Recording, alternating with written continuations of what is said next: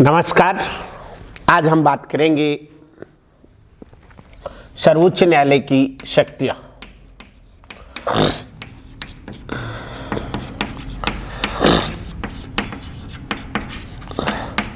पिछले वीडियो में हमने सर्वोच्च न्यायालय की प्रारंभिक अधिकारिता, अपीलीय अधिकारिता और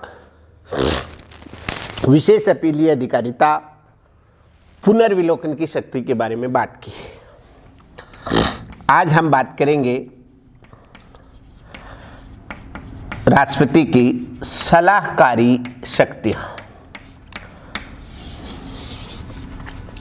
देखिए, इस शब्द से ही पता चलता है कि it is not a mandatory, it is only advisory, यानी यह केवल सलाह है। इसको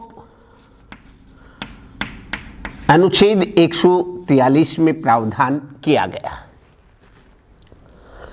सलाह के मामले में हम देखते हैं, सलाह में लेने वाला भी फ्री होता है और सलाह देने वाला भी फ्री होता है। सलाह लेने वाले की मर्जी है कि वो सलाह ले या ना ले, और सलाह देने वाले की मर्जी है कि वो सलाह दे या न दे। सलाह लेने वाले ने सलाह ले भी ली, सलाह देने वाले ने सलाह दे भी दी, और फिर भी जरूरी नहीं है कि सलाह लेने वाला सलाह देने वाले की सलाह को माने। इसी प्रकार से ये प्रावधान किया गया आर्टिकल 143 कि राष्ट्रपति सुप्रीम कोर्ट से संवैधानिक मामले पर सलाह मांग सकता है। यह राष्ट्रपति का विवेक है कि वह किसी मामले में सुप्रीम कोर्ट से सलाह मांगे या न मांगे। उसी प्रकार से यह सुप्रीम कोर्ट का अधिकार है कि राष्ट्रपति द्वारा सलाह मांगे जाने पर सुप्रीम कोर्ट सलाह दे या न दे। राष्ट्रपति द्वारा सलाह मांगने पर सुप्रीम कोर्ट जब सलाह दे भी देता है तो वह सुप्रीम कोर्ट इस बात के लिए स्वतंत्र है कि सलाह ना दे भी दे तो जरूरी नहीं कि राष्ट्रपति उस सलाह को मानने के लिए बाध्य होगा। किंतु इसका एक अपवाद है। अपवाद क्या है कि संविधान लागू होने से पहले के जो प्रावधान हैं उनके संबंध में, उनकी व्याख्या के संबंध में यदि राष्ट्रपति सुप्रीम कोर्ट से सलाह मांगता है तो सुप्रीम कोर्ट इस मामले पर सलाह देने के लिए बाध्य होगा। It is clear. कुछ मामले ऐसे हुए हैं कि सुप्रीम कोर्ट ने सलाह मांगे जाने के बावजूद सलाह देने से इनकार कर दिया, जिसका एक उदाहरण है बाबरी मस्जिद वाद। बाबरी मस्जिद वाद। और सर्वप्रथम 1951 में दिल्ली भूमि विवाद के संबंध में राष्ट्रपति ने सुप्रीम कोर्ट से सलाह मांगी थी, और अब तक कुल 14 बार राष्ट्रपति ने इस शक्ति का प्रयोग किया। अब एक और शक्ति होती है सुप्रीम कोर्ट के पास या न्यायपालिका के पास, जिसे कहा जाता है न्यायिक पुनरावलोकन। पुनरावलोकन।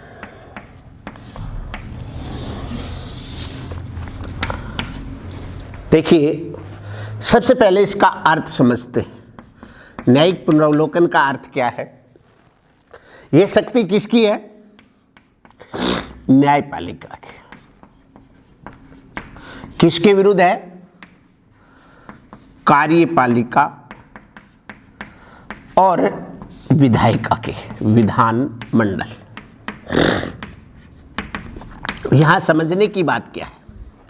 देखिए, भारत के अंदर सरकार का कोई भी अंग एक दूसरे से ऊपर नहीं है। भारत में संसदीय सर्वोच्चता वाली व्यवस्था नहीं है। भारत के अंदर जो है वो क्या है? संविधान की सर्वोच्चता स्थापित की गई है। अर्थात सरकार के तीनों अंग, व्यवस्थापिका, कार्यपालिका और न्यायपालिका, अपनी शक्तियां संविधान से ग्रहण करते हैं, इसलिए कोई भी इनसे ऊपर नहीं। और संविधान न्यायपालिका को संविधान का संरक्षक घोषित करता है, तो जब कभी विधानमंडल कोई कानून बनाती है, कानून का निर्माण करती है, या फिर कार्यपालिका ऐसे कानूनों को लागू करने के लिए कोई कार्यपालिका आदेश जारी करती है, तो ऐसे में क्या होगा, कानून का निर्माण और आदेश क्या होगा, न्यायपालिका में उसे चुनौती दी जा सकती है। और जब कार्यपालिका द्वारा जारी आदेश और विधानमंडल द्वारा पारित कानून की संवैधानिकता को जब चुनौती दी जाती है, तो वह इसका परीक्षण करती है। क्या करती है? वह इसका परीक्षण करती है। किसका? उस कानून और उस आदेश की संवैधानिकता का परीक्षण न्यायपालिका द्वारा किया जाता है। और न्यायपालिका जब संविधान विरुद्ध पाती है, क्या पाती है? संविधान विरुद्ध पाती है, तो उसे क्या घोषित कर सकती है? अवैध या शून्य।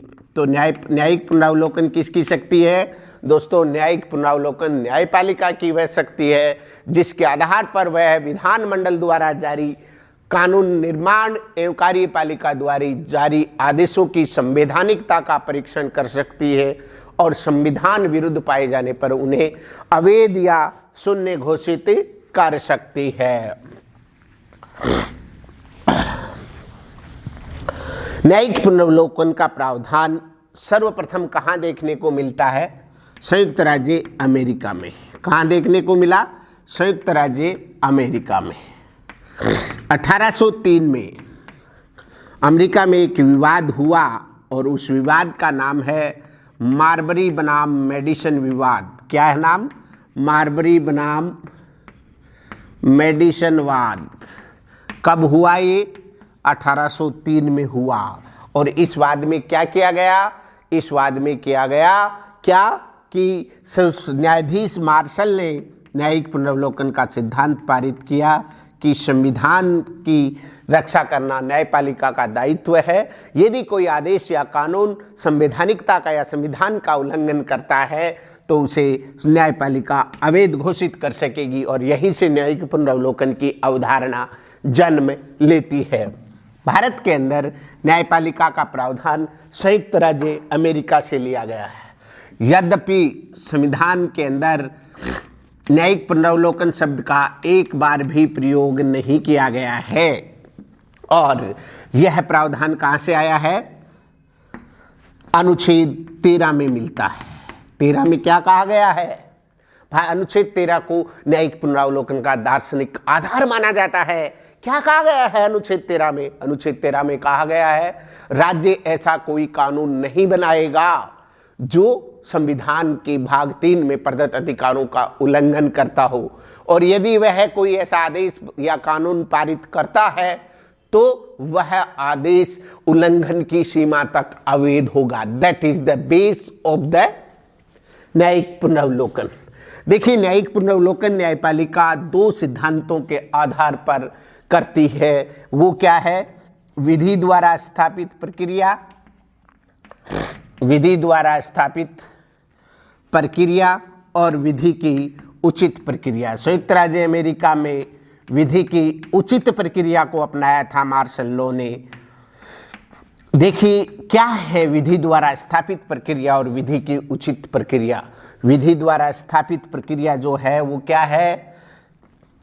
प्रक्रियात्मक न्याय की स्थापना करता है, जिसके अंदर न्यायपालिका केवल इतना देखती है कि संबंधित कानून का पालन किया गया है या नहीं है, बल्कि प्रक्रिया सही होनी चाहिए। उसका परिणाम क्या है, इससे न्यायपालिका को कोई लेना देना नहीं।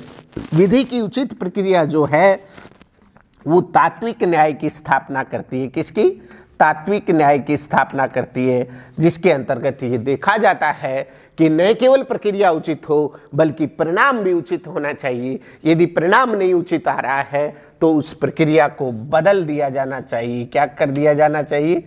उस प्रक्रिया को बदल दिया जाना चाहिए। इस बात के आधार पर हम समझ सकते हैं कि ये जो प्रक्रिया है यह बहुत ही उचित है। भारत में शुरुआती दौर में विधि द्वारा स्थापित प्रक्रिया को अपनाया गया, किंतु मेनका गांधीवाद के अंतर्गत क्या अपना लिया गया? विधि की उचित प्रक्रिया। और मेनका गांधीवाद 1980 के बाद सभी मामलों के अंदर विधि द्वारा स्थापित और विधि की उचित दोनों प्रक्रियाओं को अपना लिया गया है और वर्तमान में भारतीय न्यायालय इन दोनों आधारों पर न्यायिक पुनरावलोकन करता है। Thank you. जय हिंद।